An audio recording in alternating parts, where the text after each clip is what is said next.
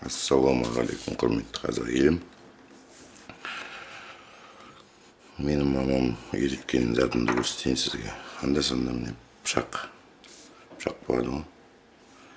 Пышақ өтпей қалады. Содан кейін ет сойып атасың, садақа той болады. Ет сойып атқанда тез қайрап алу керек. Бәрі пышаққа қайрайды. Не қылады? Мен мамам үйреткен. Міне, көріңіз, қазір өтпейді. Дұрыс өтпейді. Енді мына кәдімгідей кесе бар ғой. Обязательно керамика болсын. Соған қайрайсыңыз.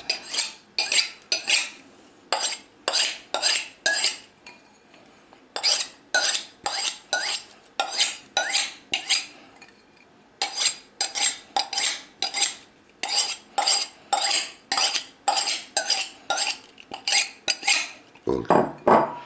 Соған қайрап алың. Болды. Өтеді, жақсы өтеді.